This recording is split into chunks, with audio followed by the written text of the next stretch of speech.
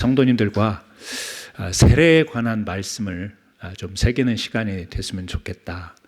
아마 여기 계신 우리 모든 성도님들이 대부분 세례를 받으셨을 겁니다.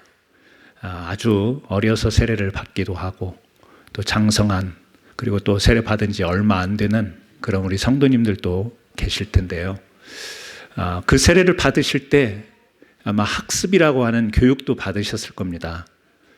또 그리고 어떤 분들은 세례를 받긴 받았는데 기억이 안 납니다. 세례식은 기억이 나지만 세례 공부한 것들이 기억이 잘 나지 않습니다. 이런 분들도 계시겠습니다. 우리 사람은 늘 기억을 요하지만 자주 잊어버리게 되는 뇌를 가지고 있지 않습니까? 저도 아까 의자 가지러 갔다가요, 내가 뭐 하러 왔지? 잠깐 혼동하는 시간이 있었습니다. 순간도 그러는데, 여러분 세례 받으신 지가 한참 되셨는데 그 세례가 뭔가 또 기억이 가물가물하실 텐데, 오늘은 다른 거 생각하지 마시고요, 세례. 나는 이미 세례 받았는데 정말 받으셨을까요? 오늘 한번 시작해 보자고요. 정말 받으셨는가? 다 받으셨습니다. 의심할 필요도 없습니다. 바울이 우리가 지난 시간까지 말씀 나누면서 다메섹 도상에서 주님을 만나지 않습니까? 구약을 믿는 유대계 전통에서 이제 예수 그리스도를 이제 맞이하게 되고 그가 복음 전하는 자로 변했습니다. 근데 가는 곳마다 복음을 전하는데 그 복음이 뭐냐라는 거예요. 우리는 쉽게 얘기해서 예수님을 전했지, 예수님을 믿어야 구원받는 것을 전했지. 맞습니다. 그 복음을 전했어요. 그런데 조금 더 그것을 자세하게 설명하자고 하면, 오늘 우리가 읽은 고린도전서 15장 지금 2절부터 6절에 나와 있는 그 말씀이 복음이라는 거예요. 오늘 여러분 그 주보에 한 장 끼어 있는 성경 참조하시라고 참고 성경 구절이죠. 눈치껏 봐 가시면서, 오늘은 제가 이렇게 좀 설명을 드리는 설교이기 때문에 여러분들이 조금 눈치껏 성경 구절도 보시고 이렇게 이해를 하시면 좋을 것 같습니다. 자, 바울은 복음을 전하면서 복음이 뭐냐, 복음이란 이것이다 라고 간단하게 설명을 해요. 그것이 뭐냐면 예수님이 죽으시고 장사 지내시고 부활하신 것이 복음이다, 그렇게 이야기를 합니다. 우리가 읽었던 15장 2절에 너희가 만일 내가 전한 그 말을 굳게 지키고 헛되이 믿지 아니하였으면 그로 말미암아 구원을 받으리라. 내가 전하는 말, 내가 복음을 전하는데 이 말을 잘 붙들면 구원을 받는 거야. 지금 그 이야기지 않습니까? 그런데 3절에 보니까 내가 받은 것을 먼저 너희에게 전하였노니, 자기가 복음을 받아들였어요. 복음을 믿게 됐잖아요. 다메섹 도상에서 뒤집어지면서 내가 먼저 받았는데 그것을 너희들한테 똑같이 내가 전할 거야. 이는 성경대로 그리스도께서 우리 죄를 위하여 죽으시고 죽었다는 거예요. 예수님이. 4절에 그 다음에는 장사 지낸 바 되었다가, 장사, 우리 장례를 치르지 않습니까? 장례와 장사는 조금 다른 느낌인데요. 장사는 예수님이 죽으시고 무덤에, 그 이스라엘은 동굴 무덤이 있어서 이렇게 동굴 안에 넣고 밖을 이렇게 큰 돌로 막은, 근데 우리 보통 이런 무덤은 매장을 하지 않습니까? 요즘에는 이제 화장도 하고 그렇긴 하지만 땅을 파서 거기에 시체를 딱 묻는 장사를 지냅니다. 지금 그 이야기입니다. 장사 지낸 바 되었다가 예수님이 죽으셨어요. 그리고 무덤 속에 장사를 지냈습니다. 그리고 성경대로 사흘 만에 다시 살아나사 게바에게 보이시고, 그러니까 게바는 베드로 제자들을 의미하는 겁니다. 사람들에게 보이셨다. 그러니까 지금 여러분 화면에 보면 가운데 예수 그리스도 해가지고 죽음, 장사, 부활 이렇게 나와 있죠. 바울이 전한 복음의 핵심은 뭐냐면 예수님이 죽으셨어, 그리고 장사 지내셨어, 그리고 부활하셨어. 이게 복음이라는 거예요. 이렇게 이야기하면 조금 우리가 이해하기가 조금 어려울 수 있는데, 바로 바울 이전에 베드로가 이제 처음으로 오순절날 성령 임해서 많은 사람들이 함께 기도하고 성령을 받을 때 그때 처음으로 설교를 합니다. 3,000명이나 되는 사람에게 세례를 베풉니다. 그때 설교했던 내용이 바로 오늘 바울이 복음을 설명하는 것에 해설이 될 수가 있어요. 그게 어디 나오냐면 여러분 프린트물 두 번째 줄에 나온 사도행전 2장 38절입니다. 그것을 우리 프린트물을 보고 한번 같이 읽겠습니다. 사도행전 2장 38절입니다. 베드로가 이르되 너희가 회개하여 각각 예수 그리스도의 이름으로 세례를 받고 죄 사함을 받으라. 그리하면 성령의 선물을 받으리니 이 약속은 너희와 너희 자녀와 모든 먼 데 사람 곧 주 우리 하나님이 얼마든지 부르신 자들에게 하신 것이라 하고 또 여러 말로 확증하여 권하여 이르되 너희가 이 패역한 세대에서 구원을 받으라 하니. 베드로가 수많은 사람들이 모인 곳에서 설교를 했는데 무슨 설교를 했냐면 구원받아라 그 설교를 했어요. 구원받아라. 그런데 그 구원을 이야기하면서 앞에 언급하는 게 있어요. 뭐냐면 너희와 너희 자녀와 모든 먼 데 사람, 하나님이 얼마든지 부르는 사람. 그러니까 누구든지라는 말이지 않습니까? 한마디로 이야기하면 누구든지 구원을 받으라. 그런데 그 앞에 뭐라고 이야기하냐면 너희가 회개하라. 그리고 각각 예수 그리스도 이름으로 세례를 받고 죄 사함을 받으라. 그리하면 성령을 선물로 받으리니. 바울이 예수님의 죽음, 장사, 부활을 이야기했는데 베드로는 구원받으러 가면서 뭘 이야기하냐면 너희가 회개하라고 해요. 그리고 예수 이름으로 세례를 받으라고 하고 성령을 받으라 그렇게 이야기합니다. 자, 화면을 요약해서 보시면 그러니까 예수 그리스도의 죽음이 우리의 뭘로 연결이 될까요? 연합이 될까요? 회개로. 예수님의 장사, 죽어서 이제 장사 지냈잖아요. 무덤에. 그것이 우리의 세례로 연결이 돼요. 그 죽었다가 주님이 부활하셨잖아요. 그것이 바로 우리가 성령으로 거듭나게 되는 것으로 연결이 돼요. 저는 성경 구절을 오늘 간단하게 두 구절만 통해서 여러분들에게 간단하게 정리를 합니다. 복잡하게 생각하지 마시고 복음이란 예수님이 우리 죄를 사하기 위해서 이 땅에 오셔서 죽으시고 장사 지내시고 부활하셔서 예수 그리스도를 이제 믿는 우리가 회개하고 예수 이름으로 세례받고 성령으로 거듭나는 것을 요한복음 3장 5절에서는 사람이 물과 성령으로 거듭나지 않으면 하나님 나라에 들어갈 수가 없다라고 이야기를 했지 않습니까? 또 우리가 성경에서 많이 보듯이 마가복음 16장 16절에 보면 믿고 세례를 받는 사람은 구원을 얻을 것이요 믿지 않는 사람은 정죄를 받으리라. 이 마가복음 16장에 보면 믿고 세례를 받는 사람은 구원을 받고 믿지 않는 사람은 정죄를 받는다. 그러면 세례 안 받으면 구원을 못 받는 건가요? 이런 질문들이 수두룩하게 있어요. 자, 그것은 제가 뒤에 답변을 드릴게요. 아니, 세례를 받지 못하면 구원받지 못하는가요? 그거에 대한 답은 뒤에서 여러분들이 이제 스스로 내리게 돼 있습니다. 그렇다면 이 죽음, 장사, 부활이 우리에게 회개, 세례, 성령으로 이어진다라는 것을 구약에서는 히브리서에 보면 구약에 여러 가지 제도가 있지 않습니까? 제사도 드리는, 절기도 드리는 게 있어요. 그런데 히브리서에서 뭐라고 이야기하냐면 그것은 모형이다 이런 이야기를 해요. 모형, 그림자 이렇게 이야기합니다. 그러니까 바로 예수 그리스도를 나타내는 모형이야, 상징이야. 그래서 그 구약에 성막이라는 게 있지 않습니까? 오늘날로 말하면 교회라고 이야기할 수도 있겠지만 출애굽에서 애굽에서 이제 나와서 광야 가운데 하나님이 시내산에서 모세에게 너희는 앞으로 이렇게 너희 죄를 가지고 하나님께 나올 때 제사를 드리라. 절기를 지킬 때 제사를 드리라. 근데 그 제사를 어떻게 드리냐?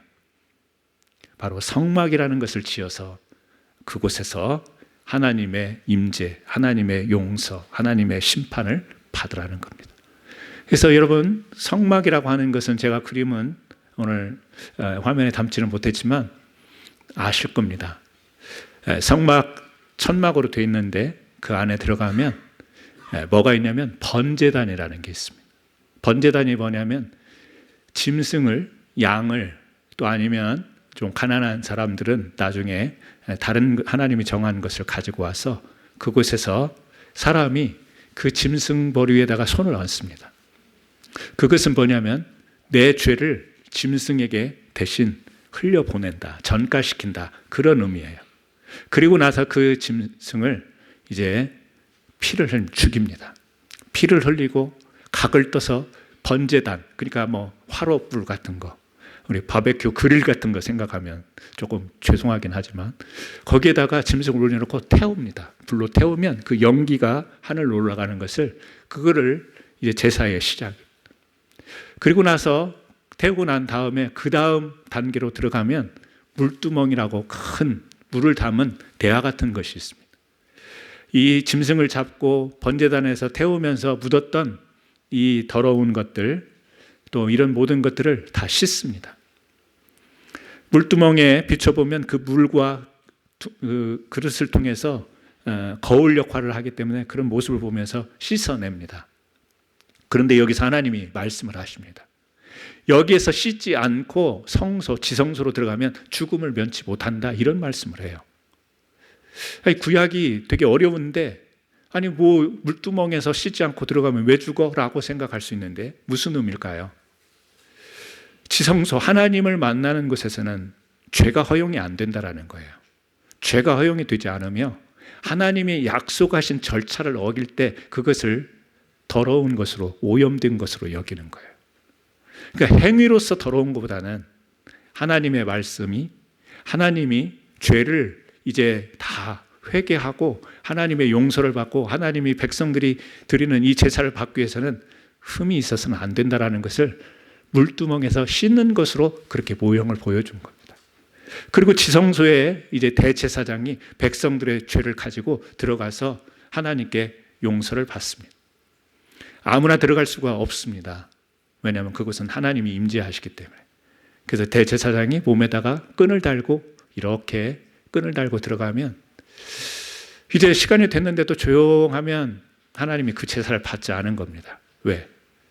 움직임이 없어 조용하면 하나님이 용서하시고 하나님이 그들의 모든 제사를 받으시면 제사장이 기뻐서 뛰게 되는데, 그때 몸에 달린 방울 소리가 밖에서 들려서 환호하고 또 하나님께 영광을 돌렸지만 조용하면 그 제사를 받지 않은 겁니다. 백성들의 죄를 용납하시지 않은 겁니다. 그러면 밖에서 그 밧줄을 이렇게 시체, 대제사장이 죽었을 거 아니에요? 이렇게 밖에서 들어갈 수 없으니까 줄로 이렇게 시체를 당겨서 처리하는 이런 과정을 겪었습니다. 구약의 성막은 이스라엘 백성들의 죄를 어떻게 해줬냐면 속죄해 주셨어요. 이스라엘 백성들이 죄가 있는데 그 죄를 속죄. 이제 우리 성도님들은 벌써 수도 없이 들었을 겁니다. 이 용어는. 속죄는 죄를 덮어주는 겁니다. 가려주는 겁니다. 천으로 이렇게 가려주듯이 죄를 덮어주는 것이 속죄입니다. 그런데 우리 신약에 예수 그리스도를 통해 우리의 죄가 어떻게 됐다고 하죠? 죄 사함 받았다고 이야기합니다. 속죄는 덮어주는 거요. 사죄는 뭐예요? 없애주는 거예요. 속죄는 덮어서 아직 죄가 있는 것을 말한다면, 사죄는 죄 자체를 법적으로 없애주는 게 사죄예요. 자, 유치한 질문 하나 할게요. 속죄가 좋겠어요? 사죄가 좋겠어요? 우리가 죄가 있으면 속죄가 좋겠어요? 사죄가 좋겠어요? 네, 지금 속죄라고 하신 분은 잠깐 주무신 분이에요. 네, 사죄, 죄가 없어지는 거죠. 자, 그렇다면 복음에 있어서 출발은 뭘로 출발을 하죠? 죄의 문제인 거예요. 죄. 아담과 하와가 선악과를 따면 작은 행위 같지만 마음의 욕심이 잉태하고 죄가 들어오게 됐죠. 그래서 이 복음이라고 하는 거, 우리가 구원받기 위해서는 무엇부터 시작이 돼야 되냐면 죄의 문제를 해결하는 것부터 해야 돼요. 아니, 내가 무슨 큰 죄를 졌다고. 그렇지 않습니까, 여러분? 우리가 무슨 큰 죄를 졌다고. 우리는 죄 그러면 사법적인 죄를 생각하게 돼 있어요. 뭐냐? 미국에서 내가 법을 지키고 살아요. 다시 말하면 형벌을 받지 않는, 깜빵 가지 않는, 내가 그 깜빵 가는 죄를 짓지 않아서 우리 생각에는 나는 죄가 없는 사람으로 살아갑니다. 뭐 교통법규야, 그거는 내가 어떤 의도적으로 뭐 그런 실수로 그런 법도 있지만, 정말 우리의 양심을 발구석하는 이 범죄라고 하는 그런 죄는 우리 성도님들 없지 않습니까? 그런 죄를 지은 분이 없을 겁니다. 뭐 있어도 이제 우리 다 복음을 통과했기 때문에. 그래서 우리는요, 지금도 내가 어떤 큰 죄를 가지고 있다고 생각을 하지 않습니다. 왜 성경은 모든 인간이 죄를 범했다고 이야기하지? 어떤 때는 좀 반발심이 생기기도 합니다.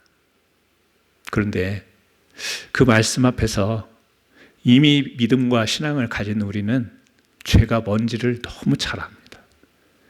누가 이건 죄야, 죄가 아니야 말하지 않더라도 하나님이 우리 사람에게 주신 것이 정말 희한한 게 있는데요. 그게 뭐냐면 양심이라는 거예요. 양심은 누가 가르쳐서 드는 게 아니고, 누가 윽박 지른다고 해서 양심이 작용하는 게 아닙니다. 양심의 움직임은 누구밖에? 자기밖에. 근데 그 양심을 준 분은 하나님이십니다. 다시 말하면 그 양심이라는 것은 하나님에 의해서 내 스스로가 작동하는 것이지 다른 거에 의해서 작동하는 게 아니에요. 근데 우리의 양심을 동원해보면 죄가 없는 것 같은데, 나는 죄와 상관이 없을 것 같은데 그렇지가 않더라는 겁니다. 그래서 그것이 싹이 트고 자라나고 하면 뭐가 되나요? 양심을 넘어서면서도 가책을 느끼지 않는, 절대 죄라고 생각하지 않는, 사람이면 누구나 다 이럴 수 있는 것이, 뭐 사람이 이런 상황 부딪히면 다 이런 거 아니야? 라고 자꾸 자기에 대한 합리화를 시킵니다. 양심에 대해서 자기가 자꾸 의식적인 교육을 시킵니다. 약물을 주입하듯이 자기 양심에게 자기가 유리한 쪽으로 계속 해나가면 그 자체가 우리 사람이 죄의 속성을 가지고 있는 거죠. 그래서 성경은 우리가 어떻게 해야 되냐, 이 죄의 문제, 아담과 하와가 지었던 원죄부터 우리 조상부로부터 내게 이르는 이 본죄에 이르기까지 이 죄의 문제를 해결하라. 그런데 우리가 해결할 수 있나요, 없나요? 안 되잖아요. 우리가 스스로 안 되잖아요. 뭐 다른 거 이야기할 것 없이 예수 믿고 나서도 여러분, 죄라고 저촉받지는 않지만 자기 양심에 찔린 바가 있나요, 없나요? 그런 삶을 살았나요, 안 살았나요? 살죠. 그래서 이 죄의 문제는 예수님밖에 해결해 줄 수가 없기 때문에 하나님이 너무 잘 하시니까 이 땅에 우리와 같은 몸으로 예수 그리스도로 오신 거예요. 오셔서 죽으셨는데 그냥 휙 죽으신 거예요? 우리 죄를 담당하고 십자가에 돌아가셨다고 그러지 않습니까? 너무 우리 잘 알지 않습니까? 그냥 죽으신 게 아니에요. 왜 멀쩡하게 33세 청년으로 그렇게 죽으셨냐라는 거예요. 이 복음을 설명하기 위해서 죽으셨나요? 우리 죄를 담당하기 위해서 죽으신 거죠. 그렇다면 우리가 어떻게 해야 되느냐? 내가 죄인이고 우리 조상의 죄인이고 아담과 인류가 죄인이고 죄가 없는 이유는 없는데 바로 이 죄를 해결해야만 되는데 하나님 앞에서 하나님은 죄와 함께 하실 수가 없으니까.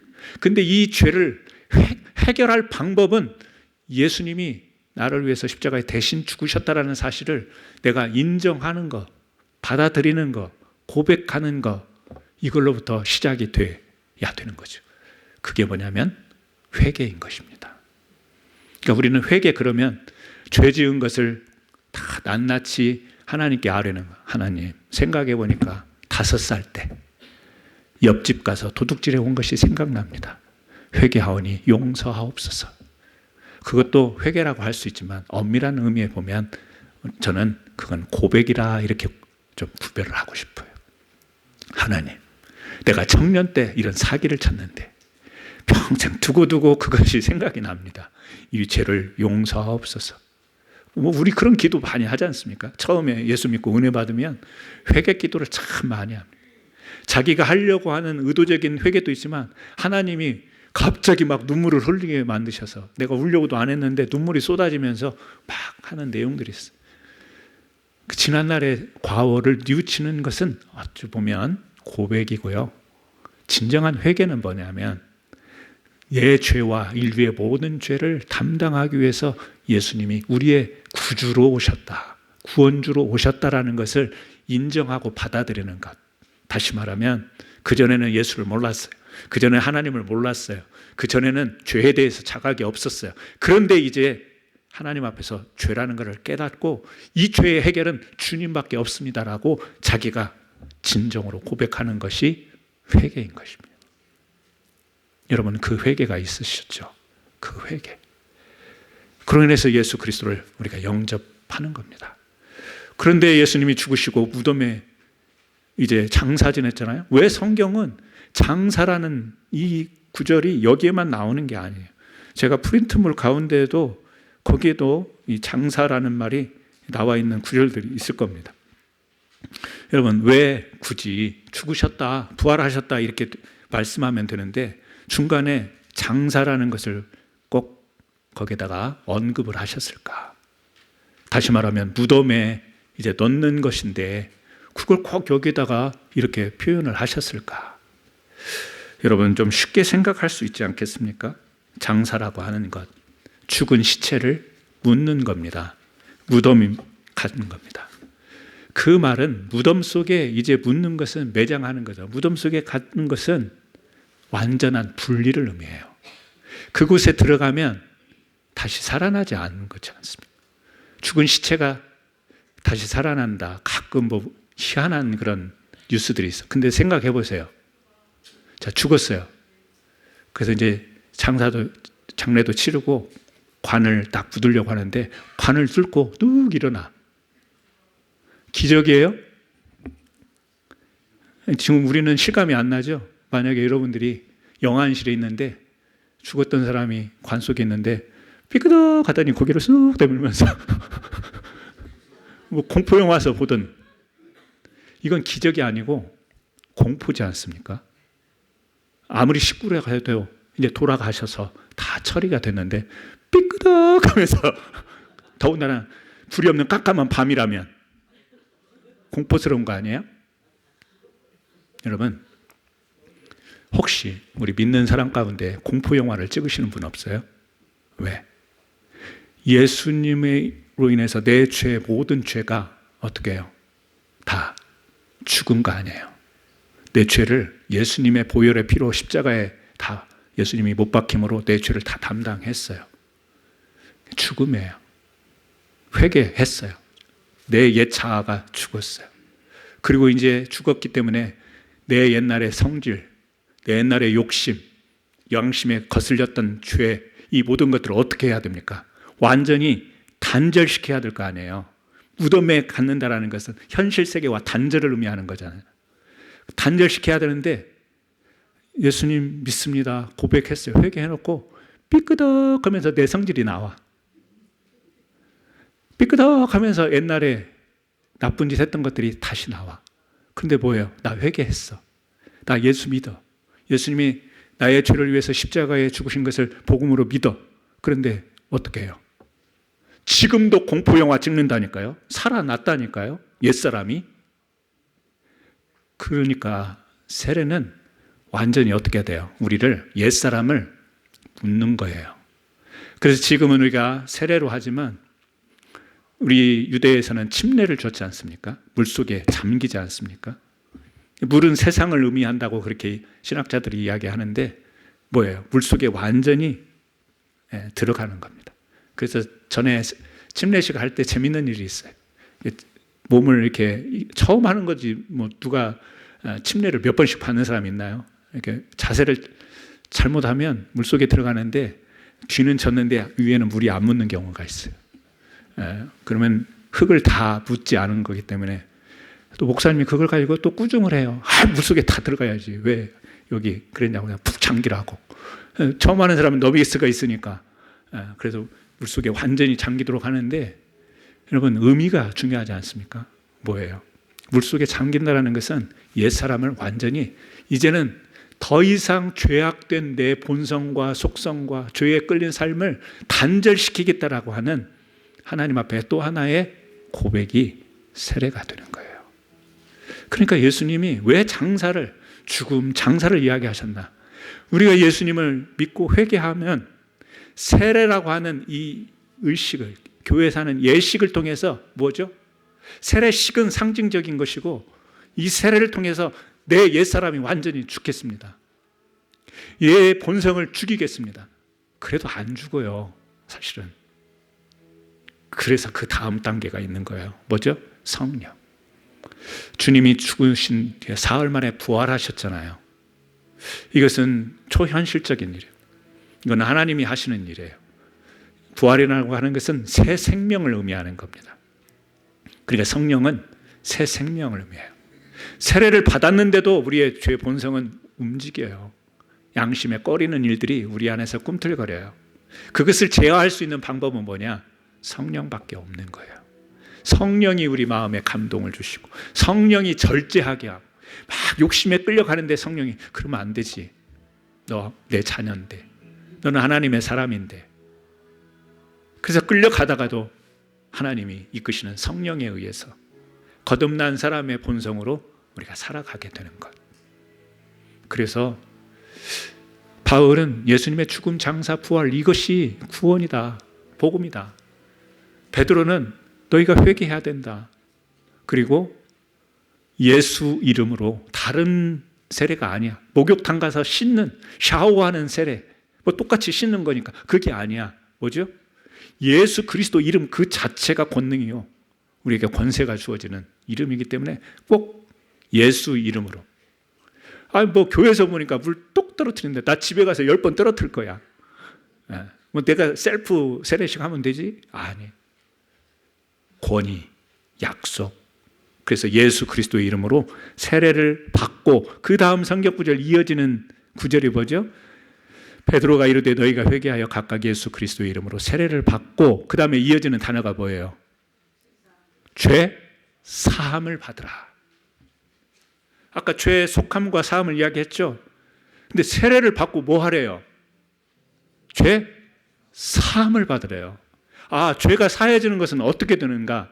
회개하고 예수 그리스도 이름으로 세례를 받으면 죄를 사해 주시겠다라고 하는 하나님의 약속이 바로 주님의 제자들, 사도들을 통해서 우리에게 선포가 된 거예요. 그러니 어떻게 보면 쉬운 것 같기도 하고 어떻게 보면 어려운 것 같은데 겉으로 드러난 의식, 행사 이런 걸 보면 간단해 보여요. 근데 뭐가 중요하나요? 하나님의 약속. 너 이렇게 하면 죄를 사해 줄 거야. 그래서 세례를 받으라고 하는 거예요. 그래서 세례를 받는 거예요. 그래서 믿고 세례를 받으면 구원을 받는다라는 이야기가 그냥 나오는 성경 구절이 아니에요. 요한복음 3장 5절에서는 아까도 말씀드렸지만 진실로 진실로 내게로는 사람이 물과 성령으로 나지 않으면 하나님 나라에 들어갈 수 없다. 2페이지예요. 뒤에 2페이지. 두 번째 줄 베드로전서 3장 21절입니다. 이건 같이 한번 읽어봤으면 좋겠습니다. 같이 한번 읽습니다. 물은 예수 그리스도께서 부활하심으로 말미암아 이제 너희를 구원하는 표니 곧 세례라. 이는 육체의 더러운 것을 제하여 버림이 아니요 하나님을 향한 선한 양심의 간군이라. 저는 오늘 이 말씀으로 오늘 설교를 매듭을 지려고 해요. 자, 물은 예수 그리스도께서 부활하심으로 말미암아 이제 너희를 구원하는 표니 뭐라고요? 세례다. 아까도 구원과 세례를 이야기를 했습니다. 믿고 세례를 받는 사람은 구원을 받는다. 그러면 세례 안 받으면 구원을 못 받는다라는 이야기냐? 여러분이 한번 스스로 답변을 내려보세요. 자, 세례식과 세례를 조금 구별하세요. 우리는 대부분 세례식을 생각하면서 세례식을 안 하면 구원을 못 받냐 이렇게 이야기합니다. 세례를 안 받으면 구원을 못 받는다라는 의미를 세례식을 좀 비중을 두고 생각해요. 근데 오늘 여러분이 짧은 시간이었지만 들었어요. 세례의 의미가 뭔가를 들었지 않습니까? 세례의 의미는 회개가 포함이 되고요. 세례의 완성은 성령의 이끄심이 되어야만 우리가 완전히 옛사람과 단절되는 거예요. 세례의 의미는 옛사람, 죄와 이제 우리가 경계를 분명히 긋는 겁니다. 그러니까 그 처음의 고백은 회개를 통해서, 그리고 세례를 받았는데도 경계를 그었지만 우리의 본성은 살아있어서 성령님이 우리를 이끌어 주셔야만 이 죄의 문제를 다스려 갈 수가 있어요. 그래서 세례는 회개와 성령과 어우러지지 않으면 세례라고 말을 할 수가 없는 거예요. 그래서 그 턱을 내밀면서 따지는 사람들 있잖아요. 턱을 내밀면서 나 세례 받았는데 막 이런 사람들이 있어요. 어쩌라고 세례 받은 게 다가 아니에요. 세례도 세례식을 통해서 세례 받는 것도 중요하지만 내가 어떤 사람으로 살아가야 하는가, 회개, 세례, 성령이 일치되는, 죽음, 장사, 부활이 연결되는, 번제단과 물두멍을 통해서 내 죄를 하나님께 고백하고 지성소에서 하나님의 응답을 받는 이 과정, 이 전체. 그래서 뭐라고 말하냐면요, 자, 다시 한번 읽어요. 베드로전서 3장 21절에 두 번째 줄을 읽어요. 두 번째 줄을. 이는 육체의 더러운 것을 제하여 버림이 아니요. 자, 보세요. 세례는 씻는다라는 의미가 있어요. 한자로도 씻을 세자예요. 씻는다라는 의미가 있는데 뭐라고 베드로는 이야기하냐면 육체의 더러운 것을 제하여 버림이 아니요. 야, 씻어버리는 게 아니야. 세례는 씻어버리는 것이 아니야. 그 말은 이렇게 표현하면 좋겠어요. 육체의 더러운 것을 씻어버리는 것만이 아니야. 그보다 더 중요한 게 있어. 그게 뭐냐? 그 다음 읽어요. 하나님을 향한 선한 양심의 간군이라. 이거는 빨간 줄을 쳐야 돼요. 이건 동그라미를 쳐야 돼요. 세례는 하나님을 향한 선한 양심의 간구예요. 간구는요, 소원입니다. 간구한다라는 것은 기도지 않습니까? 우리가 기도, 간구. 소원이에요. 소원이 있는 사람이 소원이 이루어졌으면 좋고 소원이 안 이루어져도 괜찮고, 그건 소원이 아니에요. 소원은 간절히 깍지 끼고 기도할 때 이렇게 기도 안 해. 금반지, 은반지, 다이아몬드 반지끼리 탁 아물려가지고 풀려지지 않도록 간절히, 그게 간구지 않습니까? 꼭 그렇게 돼야 되는 거예요. 뭐라고 나오냐면 하나님을 향한 선한 양심의 간구예요. 다시 말하면 우리 양심이 하나님을 향해야 되고, 그 하나님이 우리 인간을 지으실 때 사람을 지으시고 보시기에 좋았던 거 있죠. 그게 뭐냐면 하나님의 성품을 담은 선한 양심이에요. 그러니까 복음, 그러면 우리는 죄인이 구원받는 거, 구원을 생각한단 말이에요. 그 구원 안에 핵심을 오늘 말씀을 드려요. 우리는 나는 이제 죄인인데 죽으면 천국 가, 구원받았어. 우리 그렇게 복음을 이해하지 않습니까? 그런데 우리 캔사스 한인장로교회 성도님들은 하나님이 주신 은혜로 이거 하나를 더 깨달았으면 좋겠어요. 그 구원의 정수는 뭐냐? 하나님을 향한 선한 양심이다. 이것은 잣대를 가지고 왜 지금 선한 양심 안 가졌어요? 권사님, 왜 선한 양심을 안 가져? 말할 수 있는 거예요? 아니에요? 아니라고 그랬잖아요. 누가 알아요? 하나님과 내가 아는 거예요. 그런데 그것이 선한 것인지 하나님이 주신 건지 아니면 내 본성의 욕심인지 죄 때문에 나온 건지 누가 알아요? 내가 알아요. 하나님이 알아요. 저 사람은 구원 받았어. 저 사람은 구원 못 받았어요. 뭘로? 무슨 기준으로? 저 사람은요, 세례도 안 받았어요. 저 사람은요, 교회도 잘 안 나와요. 구원 못 받았어요. 우리 흔히 그런 이야기를 하기도 합니다. No, 아니에요. 구원은 하나님께서 우리에게 주신 성령을 통하여 선한 양심이 믿음으로 확신하게 되어 있는 겁니다. 나 구원 받았다. 여러분, 저 따라서 한번 해보실래요? 나 구원 받았다. 네, 나 구원 받았다. 네. 지금 따라서 하셨죠? 따라서 하셨죠? 근데 따라서 할 때 여러분 안에 그 믿음이 있으니까 따라서 한 거예요. 나 구원 못 받았다고 생각하는데 목사님이 따라하라고 하네. 그러면 그거 어색한 거예요. 부자연스러운 거예요. 저는 이걸 말하고 싶어요. 우리가 세례식을 하고 세례도 받는데 흔히 교회에서 오늘날도 그렇게 가르치니까, 그래서 제가 지금 기독교계에서 인정을 못 받고 있어요. 이런 설교를 가지고 설교를 하면 인정을 못 받아요. 왜? 세례는 그런 게 아니에요.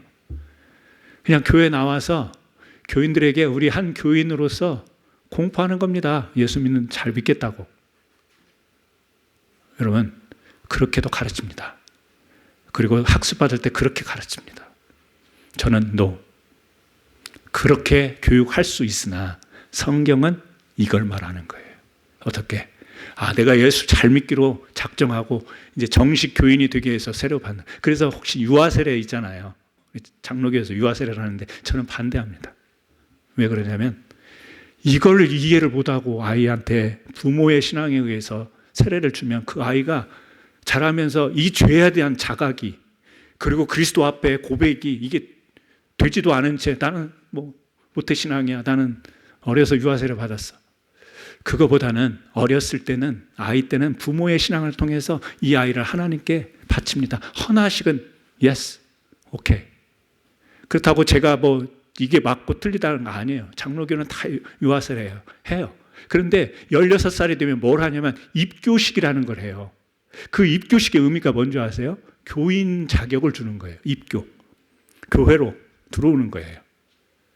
교회로 들어오고 신앙으로 들어온다는 것을 16살 되면 입교식을 해요. 유아세례를 받으면. 그러면 그 의미를 보면 교인 멤버가 되는, 그리스도의 멤버가 되는 의미를 담고 입교식을 하잖아요. 그건 아닌 것 같아요. 제 생각은 죄의 문제를 해결하고 주님과 연합해서, 그래서 제가 읽지는 않지만 합하여라는 단어를 계속 발견할 수가 있을 거예요. 예수 그리스도와 우리가 합하여, 연합하여 세례를 받고 장사 지냈다. 합하여라는 단어를 보게 될 텐데 뭐예요? 죄의 문제를 해결하고 예수와 연합해서 하나님, 주님과 연합할 때 우리에게 발생하는 일이 있는데 그게 뭐냐면 하나님을 향한 선한 양심. 그게 딱 선한 양심으로 바뀌는 게 아니라 뭐라고 나왔어요? 하나님을 향한 선한 양심의 간군이라 그랬죠? 우리에게 숨통을 열어줘요. 어떻게? 우리가 세례를 받고 나면 이제 선한 양심이 돼, 이렇게 이야기하는 게 아니라 하나님을 향한 선한 양심의 간구다, 이렇게 해요. 세례도 그렇고 우리 믿음의 삶도 그렇고. 그러니까 뭐냐면 간절히 소원하면서 바라면서 그렇게 살려고 몸부림치면서 어떻게? 하나님을 향한 선한 양심으로 살려고. 이게 뭐예요? 이 결단의 시작이 세례인 거예요. 세례를 받으시면 나도 깜냥 믿는 사람이야, 이게 아니에요. 세례를 받아야 오늘날 교회에서, 우리 교회 성찬식 할 때 세례 안 받은 사람 성찬 하나요, 못 하나요? 우리 교회에서 다 받지 않습니까? 제가 제한하지 않지 않습니까? 왜 그러냐면요, 그렇지 않아요. 다 세례 받아야 할 수 있어요. 교회들이 법을 그렇게 정해놨어요. 은혜의 방편이라고 하는 것은 하나님의 은혜가 어떻게 임할지 몰라요. 어린 아이들에게 제가 성찬식 떡을 주라고 이야기해요. 아이들이 저를 몰라요. 유아세례도 그렇듯이. 그런데 그러면서 배워요. 이것은 하나님이 우리에게 기념하라고 하신 것이니까. 약속이면서도 그것은 오픈되어 있는 거예요. 받으면서 배우고, 부모한테 물어보면서 배우고, 또 먹으면서 하나님의 임재가 임하면서 깨닫게 되고. 그래서 어디로 들어오게요? 주님과 연합하게 하는 것. 성찬의 의미는 주님과 합하는 거예요. 연합되는 거예요. 자, 그렇다면 오늘 우리 사랑하는 성도 여러분, 우리가 세례식을 교회에서 1년에 몇 차례 받기를 원하는 사람이 있으면 합니다. 또 이 고백을 정말 받아들이면 할 수 있는 겁니다. 그래서 성경에 보니까 세례받기 위해 6개월 기다리고 학습받고 그런 내용 안 나와요. 이 복음을 듣고 저기 물이 있으니 내게 세례 줌을 왜 금할 수 있냐? 금하리요. 그래서 그냥 강물이 있으니까 들어가서 세례를 주는 내용들이 나오지 않습니까? 오늘 세례를 받으시는 분 중에 오늘 이현옥 권사님은 진즉 세례를 받으셨습니다. 세례를 받으셨는데 우리 잠깐 공부하면서 나눴지만 그때는 이 세례의 의미를 모르고 받아서 마음에 다시 제대로 알고 받았으면 좋겠다라는 말씀에 제가 흔쾌히 그렇게 하셔도 됩니다. 또 그렇게 안 하셔도 세례를 받고 나중에 이제 알면 되는 거니까 그래도 상관없습니다. 다시 안 하셔도 됩니다. 근데 본인이 또 원하시면 그렇게 하실 수도 있는 겁니다. 그러니까 중요한 것은 하나님이 우리에게 뭘 말씀하시려고 하는가를 붙잡아야 되는 거지. 세례 안 받으면 구원 못 받아. 그거는 시비 거는 거잖아요. 세례식을 안 하면 구원 못 받아. 그 말이 아니라 이 주님과 연합되는 것이, 연합이 안 되면, 죄 문제가 해결이 안 되면 구원이 우리에게 해당이 안 되는 거지 않습니까? 저는 오늘 정말 결론으로 당부하고 싶은 것은, 세례 받은 우리는 이제 믿는 사람으로 내가 자격을 갖췄다라는 게 아니라, 천국을 간다라고 하는 안도감이 아니라, 하나님을 향한 선한 양심의 간구가 매일매일 매 순간 이어지는 여러분의 신앙 되기를 주의 이름으로 축원합니다. 양심이 찔리면요, 찔려야 되는 거예요. 양심이 무거우면 무거워야 되는 거예요. 그게 맞는 거예요. 왜? 하나님이 우리의 양심을 그렇게 만드셨으니까. 그런 은혜와 복이 저와 여러분에게 있기를 주의 이름으로 축원합니다. 예, 우리 세례식을 하려고 하는데요. 우리 찬송 우리 224장 우리 부르시겠습니다. 224장 부르실 때 이제 끝날 즈음에 우혜진 성도님 그리고 이현옥 권사님 오늘 우리 세례식을 할 텐데, 찬양 마지막 곡 부를 때 앞으로 나오시길 바랍니다. 같이 224장 부르겠습니다.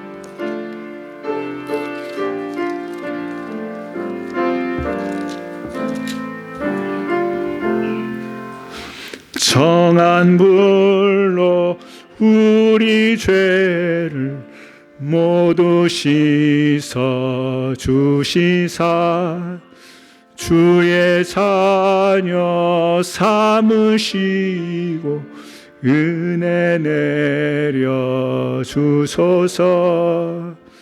빛난 옷을 입히시고 사랑으로 채우며 주의 성령 임하시니 기쁨 넘치옵니다.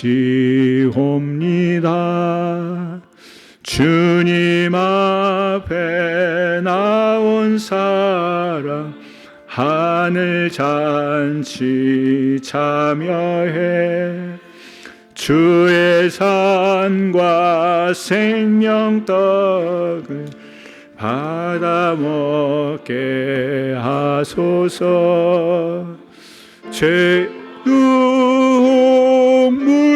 물리치고 주의 동행하면서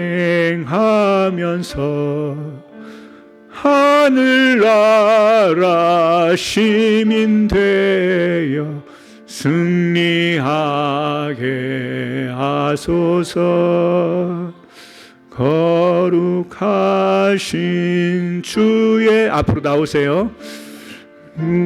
알 수 없으나 여기 쓰세요. 주님아 존귀 영광 찬양하게 하소서. 죄를 씻고 성령 받아 주님 앞에 나오니 사랑으로 우리들을 새로 빚어 주소서. 지금부터 우리 세례식을 거행하겠습니다. 이현옥 권사님과 우혜진 성도님, 오늘 세례는 옛사람이 죽는 이